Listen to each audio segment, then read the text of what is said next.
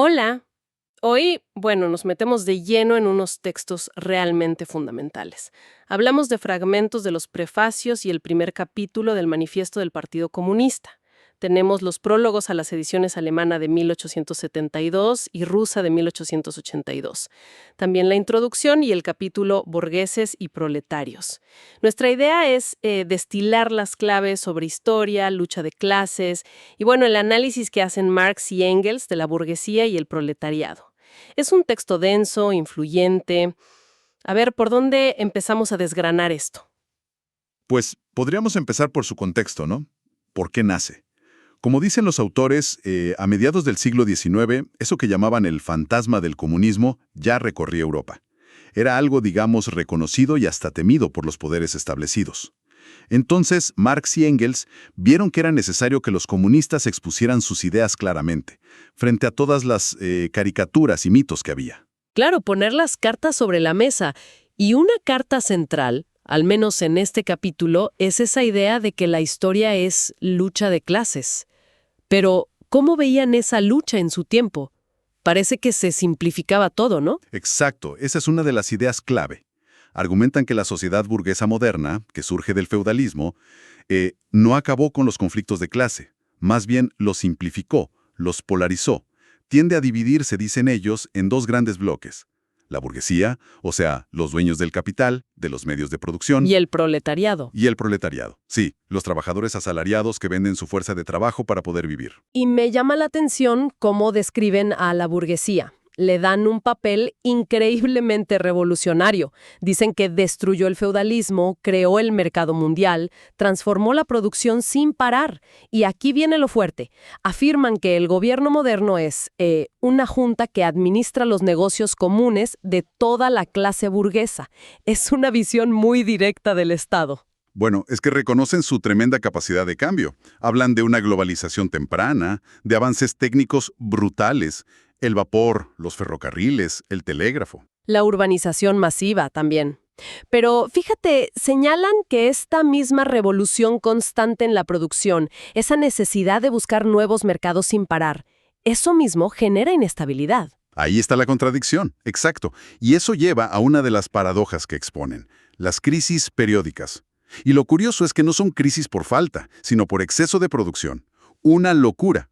Crisis por tener demasiado. Es una contradicción inherente al sistema que describen. O sea, tenemos una clase que lo cambia todo, pero que al mismo tiempo genera inestabilidad. Y aquí viene la otra gran idea que plantean, ¿no? Al crear toda esa riqueza y poder, la burguesía, según ellos, crea también a quienes la van a terminar derrocando. ¿Cómo describen a ese proletariado? Precisamente. Lo presentan como una mercancía más, sujeto a las subidas y bajadas del mercado laboral. Con la industria y la maquinaria, dicen, el trabajo pierde su habilidad, su atractivo. El obrero se convierte en un apéndice de la máquina. Qué fuerte esa imagen. Sí, y sus condiciones en general empeoran. Además incluye mujeres y niños como mano de obra más barata todavía y observan cómo otros grupos, artesanos, pequeños comerciantes, van cayendo, digamos, en las filas del proletariado. Pero a pesar de pintarlo casi como una mercancía, el texto deja claro que no es un grupo pasivo, ¿verdad? No se quedan quietos. Para nada. Describen cómo evoluciona su lucha. Empieza con acciones aisladas, locales, luego forman coaliciones, sindicatos, hasta que se convierten en un movimiento político de clase a escala nacional. Van ganando organización. Sí, y señalan algo interesante. Aunque la competencia entre los propios obreros los debilita, su organización siempre vuelve a surgir. Incluso la burguesía, dicen. Al usar al proletariado en sus propias peleas políticas, le da, sin quererlo, herramientas y conciencia política. Le enseña a luchar, por así decirlo. Exacto. Por eso lo ven como la única clase verdaderamente revolucionaria. A diferencia de las clases medias, que ven como más conservadoras, o del lumpenproletariado, esa capa más desorganizada, que consideran poco fiable para la revolución. Y los prefacios que mencionamos le añaden otra capa. En el de 1872, reconocen que, los principios generales siguen valiendo, pero su aplicación práctica depende mucho del momento histórico. Mencionan la Comuna de París de 1871 como una lección clave. La clase obrera no puede simplemente tomar el aparato del Estado tal como está y usarlo para sus fines. Necesita transformarlo. Totalmente. Y el prefacio ruso de 1882 es fascinante por eso. Rusia había pasado de ser vista como el gran pilar de la reacción en Europa a ser considerada la vanguardia de la acción revolucionaria.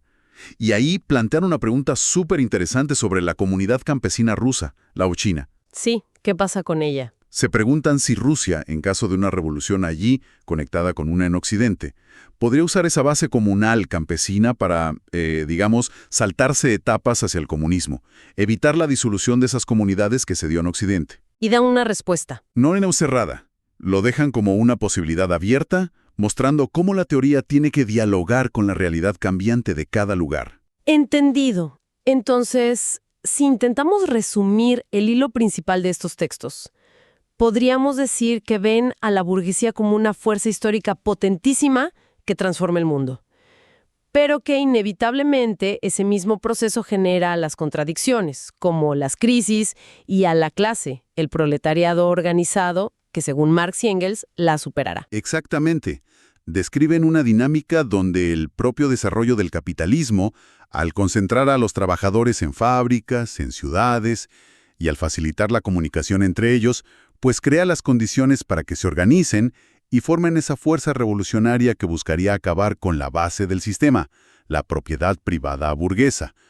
Hemos recorrido entonces las ideas centrales de estos extractos: la historia como lucha de clases, el papel revolucionario y contradictorio de la burguesía, y cómo surge el proletariado como su sepulturero, como lo llaman.